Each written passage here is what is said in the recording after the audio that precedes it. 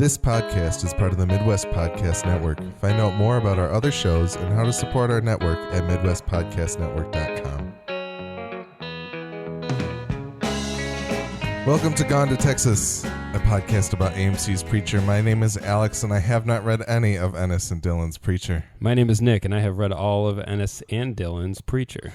Today, we're not discussing anything in particular. We're just making a little primer prior to Season 3, which is starting this Sunday, June 24th at 9 Central on AMC, of course.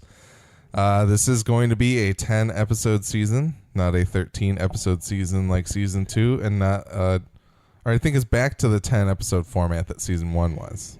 Thank goodness. Actually, yeah. Great news for everyone. Yeah, the extra 3 episodes kind of made Season 2 drag on a little bit, but off the top here, I'd like to apologize for the fact that we never recorded a season wrap-up show. My work trip to Japan kind of precluded that from happening in a timely fashion, and then all of a sudden it was June and no longer October. So it's definitely been a busy few months. It has, yeah. You are now a married man. It's true. There's been a lot of things that have occurred. And that takes up a lot of your time. Yeah, it certainly does. There's a lot to figure out and do. But we are back. Yes. I guess here's the thing. Do you have anything that sticks in your mind about Season 2? Oh, I'm sure. I mean, there is. I know that I rewatched all of Season 1 and 2, like basically while I was in or heading to Japan. And it kind of showed to me, like, I enjoyed Season 1 of the show a lot more. And Season 2 is a very different beast. Obviously, it's a whole new location. There's a lot of new characters kind of by function of the way that the show worked. But Season 2, to me, felt very stunted and just kind of not exactly... I didn't feel like there was a whole lot of growth that we experienced. That's fair. And I was a little frustrated by that. And you know, clearly we get Jesse going on this journey for God, which wasn't really a mission in the first season, so I can't be really that mad that, like, it's not like I wanted him to find God in one season. But I just feel as though I wanted to see where the show was headed more, and kind of more of what the central thesis or overriding theme of everything is, while we have been a lot more character focused, which I think is good in some ways. But I haven't quite gotten I don't know why we're doing what we're doing yet. Yeah. I could definitely see that if you haven't read the books. Yes. Yeah. And I'm with you there a little bit. Yeah. Also, I think Season 2, I was just very quickly scrolling through my notes, which I'm glad I still have. Season 2, upon like looking back on it now, is so much more Preacher than Season 1. Like it feels so much more like an adaptation of the book, which is exciting. Mm-hmm. And I think that all of the new characters that we got, most notably Hairstar, really kicked it up a notch in terms of how odd it is and how Preacher it is.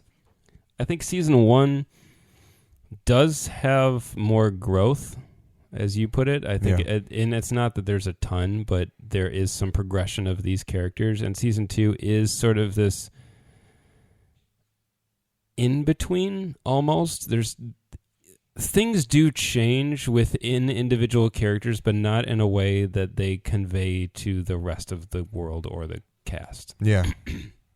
It's basically setting up a lot of stuff to happen, I think. Okay. Like the relationships as they are to the individual in the show seem to change to the individual, but they don't make their feelings known to the rest of their cast, particularly, I guess, between Jesse Tulip and Cass. Yeah. They all are feeling differently about each other by the end of the season, but they haven't really talked about it. Yeah, like Tulip and Cass are the closest to being like on the level, and even then, and even then, there's a lot of secrets being withheld, and I think that a lot of that is potentially going to come crashing down in Season 3.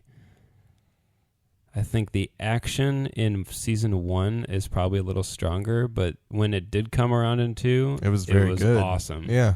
Like, I guess Jesse's fight with the guys outside the van was so sweet. Mm-hmm.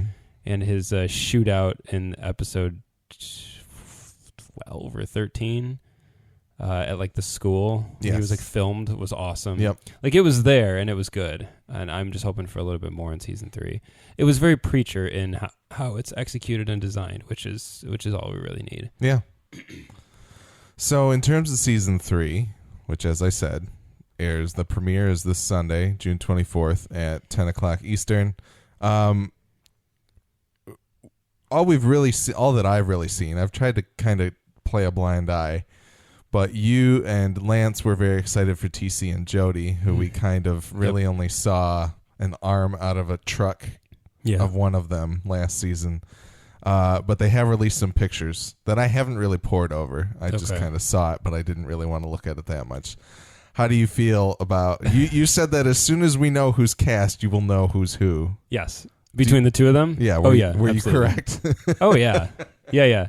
And the more important of the two is Jody, and he looks phenomenal. I can't even remember who's playing him now, but this show and their casting, they're so on. They just nail it so much. With the exception of Dominic Cooper, and it's not to say that he's not good. He's just so out of left field. He's not spot on. He doesn't look like Jesse, but he's great. He embodies the TV version of Jesse so well. But the rest of the cast is, I mean, obviously... So we have Betty Buckley's joining as Grandma, who we meet, but not really. It wasn't her. We didn't really meet her last season. We didn't see her face necessarily. Yeah. Jeremy Childs is the one playing Jody. One of the other characters that they've shown in a lot of the artwork, at least, or the press photos and stuff, is the Allfather, who was mentioned when we first met. Humperdew. How could I ever forget Humperdew? Easily. Yeah, so you and Lance were also pretty excited about the mention of the Allfather. Yeah, so in this season, it seems like it's setting up what are my two probably favorite arcs in the comic in one season. So this could be the ultimate season of Preacher for me. But I don't know how they're going to do it. I would assume they're not going to complete the Allfather stuff. That'll probably carry over into season 4 because it's big. It's where the story, in my opinion, really blows wide open into like a global scale, because some of that arc does not take place in America, which is pretty awesome. There is a bit where our cast leave the U.S. for a while, and they go and deal with the Allfather and stuff, and it's really good. It's really, really, really good. It's some of the most violent stuff in the book. It's some of the most shocking, and it's just so good. It's so Preacher. It also features one of the top 3 Saint of Killers moments, in my opinion, anyway. In the book, there's this full page panel that is just this saint just mowing people down, and it is the coolest. It's so gross, and it's great. And I think we need, every season to me needs like a Saint of Killers rampage. Yeah. And I really hope it happens, because in the Angel, I'm not sure he plays into the Angelville arc in the book. I don't think he does. I think he's making his way there, and by the time he gets there, Jesse's already gone or something like that. And I'm sure that will be different for the show. Yeah, everything seems pretty close. We haven't, geographically, I feel as though I'm kind of in the dark as to exactly where Angelville and New Orleans, like where things on the map really lie. Yeah. But we know he was in the swamp. He was in the swamp in Angelville. Yeah. And until Hoover took him out. Yeah, that's true. Hoover. Excited for the return of Hoover. But he did get the Saint got returned to hell, I think, though. Oh, that's right. So he might. Wow, how did I forget that? Yeah, no, I'm pretty sure that's right. It's funny. We're gonna have. I should probably watch that finale. Once again I'm thinking so too. Maybe before we record this primer. No, that's all right. But anyway, we need to prime ourselves properly. If only this danged Westworld show wasn't in the way. I know, exactly. We're kind of butting right up against everything. So on that topic, the finale of Westworld is going to be the same night. Yeah. So we've got a lot of work ahead of us. But in that case, I would like to kind of at least limit expectations and say that we might be kind of late on the first episode of the season. I'm going to try and not be any later than like a Thursday or something like that, but we got to figure out the recording schedule and make sure that we can get all of our thoughts out on the page, because the Westworld finale is going to be 90 minutes long. Yes, and we'll need to do a season wrap-up of that. That too. Or maybe we won't, just like Preacher. So.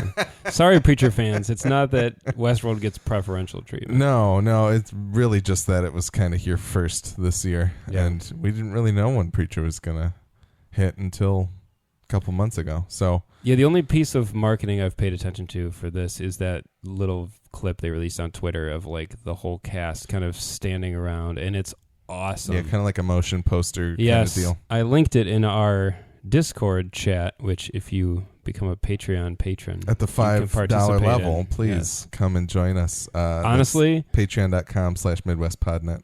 I'm having so much fun with it.